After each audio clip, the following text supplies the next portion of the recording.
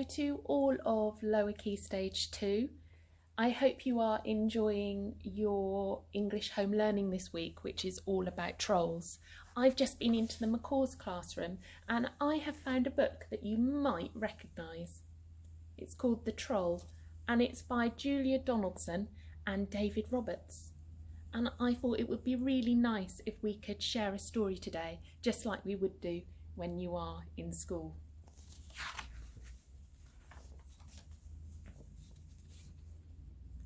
There was once a troll who lived under a bridge.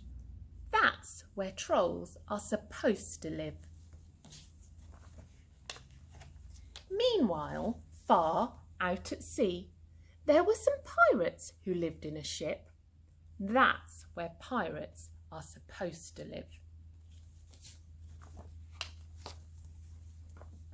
Trolls are supposed to eat goats, but no goats ever came trip-trapping over this troll's little bridge, so he ate fish instead.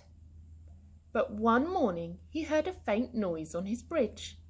Up he popped, and he said what trolls are supposed to say, which is, "Who's that trip-trapping over my bridge?" "I'm not trip-trapping, I'm scuttling," said a tiny black creature, "and I'm a spider." "Oh, bother! I thought you were a goat," said the troll. "No, goats have fur," said the spider.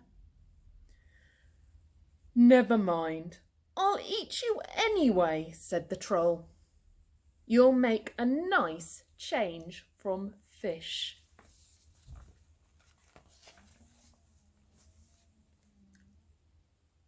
"Oh, please don't eat me," said the spider. "Why don't you go further down the river to the next bridge? It's much better bridge for goats." "All right then," said the troll. So he packed up his frying pan and his cookery book and off he strode.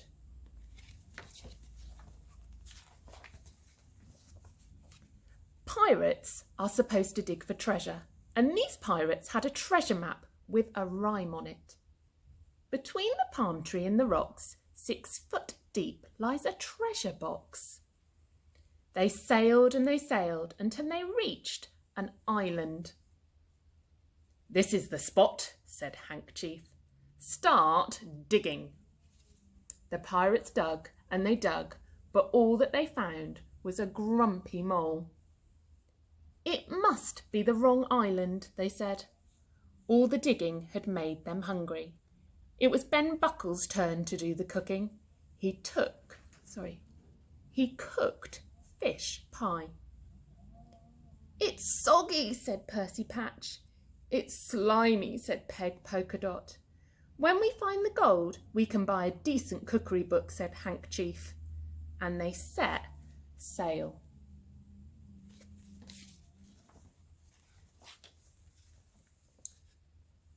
The troll was sitting under his new middling-sized bridge, reading his cookery book. Suddenly heard a sound above his head, and up he popped. "Who's that trip-trapping over my bridge?" he roared. "I'm not trip-trapping, I'm pattering," said a furry creature, "and I'm a mouse." "Oh, bother! I thought you were a goat," said the troll. "No, goats have longer ears," said the mouse. "Never mind, I'll eat you anyway," said the troll. "I'm getting sick of fish." "Oh, please don't eat me," said the mouse. "Why don't you go down to the next bridge? There are goats trip-trapping over that one all the time." "Very well," said the troll, and he packed up his things and again off he strode.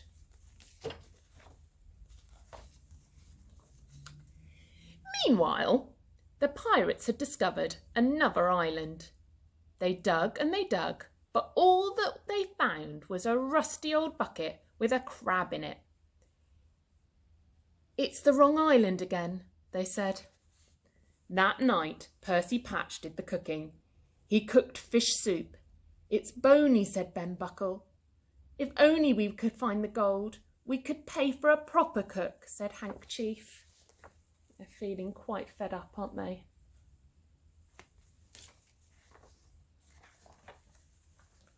The Troll was frying fish under his new big bridge when he heard a sound above his head, and up he popped. "Who's that trip-trapping over my bridge?" he bellowed. "I'm not trip-trapping, I'm lolloping," said a creature with long ears. "I'm a rabbit." "Oh, bother, I thought you were a goat," said the Troll. "No, goats have hooves," said the rabbit. "Never mind, I'll eat you anyway," said the Troll. "Anything's better than fish." "Oh, please don't eat me," said the rabbit. "Why don't you walk down to the next bridge? There are herds of goats trip-trapping over that one." "Are you sure?" asked the Troll. Once again he packed up, and off he strode. Meanwhile, pirates were digging on a new island. They dug and they dug, but all they found was an old Wellington boot with a nest of centipedes in it. "Well, never find the right island now," they said. That night it was Peg Polkadot's turn to do the cooking. She cooked fish cakes. "They're sticky," said Ben Buckle. "They're sandy," said Percy Patch. Handkerchief said nothing. He was too busy being sick over the side of the ship.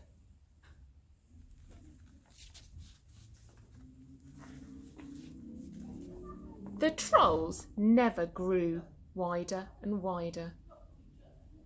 I'm going to read that again because I made a mistake. The Trolls' river grew wider and wider. Then it stopped being a river and it flowed into the sea. The Troll found himself on a sandy beach. "There isn't another bridge," he said. "That rabbit was tricking me." But then he spotted some hoof prints in the sand. "A goat at last!" he cried. He looked around, but he couldn't see any goats. "Never mind, it will probably come back tomorrow," he said. The Troll followed the hoof prints. They led him to a spot between a tall palm tree and two big rocks. "I know," he thought. "I'll dig a pit. Then tomorrow the goat will fall into it and I can eat it." The Troll dug and dug with his frying pan. Just when he thought the hole was deep enough, he hit something hard. It was a great big chest. "Perfect," said the Troll. "I can hide in here and keep warm. Then when the goat falls into the hole, I'll open the lid and pop up." He lifted the lid. The chest was full of round gold things. What do you think they might have been? "These are no use to me," he said, and he threw them all into the sea. Then he climbed into the chest and lay down. "Tomorrow I can have goat for breakfast instead of fish," he thought as he drifted off to sleep.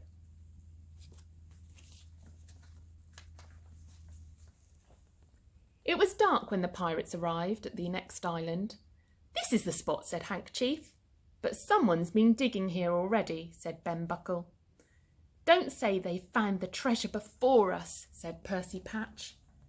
"No, look, here it is," cried Peg Polkadot. The chest was heavy. "It must be full of gold," said Handkerchief. "Quick, back to the ship before anyone stops us."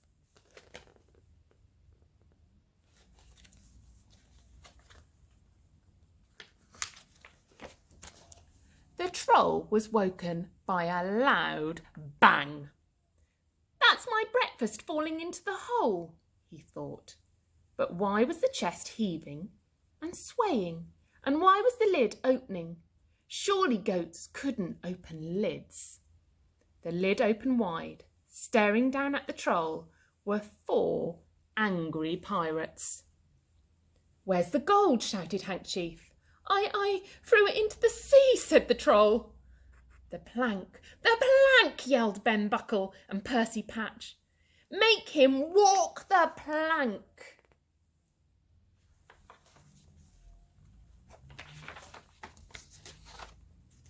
The next second, the pirates were pushing him onto it. Who's that trip-trapping over my plank? Jeered Hank Chief. I'm not trip-trapping, I'm shuffling, said the Troll in a very small voice. And I'm a troll. He reached the end of the plank. His knees were knocking. Jump! Yelled the pirates. But just then, Peg Polkadot came running. Wait, she cried, I found something else inside the chest. In one hand she held the Troll's frying pan. In the other hand she held his cookery book. Stop! Called Hank Chief. He looked at the Troll in a new way. Can you cook? He asked. Yes, said the Troll. And yes, shouted the pirates. Then you can stay, said Hank Chief. Thank you, said the Troll, and he shuffled back along the plank. When shall I start? Now, said Hank. The pirates showed the Troll the ship's kitchen. The Troll grinned. He turned to his favourite page in his cookery book. Shall I make us a nice goat stew? He asked. Goat? Goat? But pirates don't eat goat, said Hank Chief. We want what pirates are supposed to eat. And what's that? Asked the Troll. Fish, said the pirate chief. No, so the Troll didn't get his goats in the end at all, did he? And that's the end of the story. I want you to have a look on your bookshelves at home. I wonder if you can find any other stories about trolls that you could share with your family.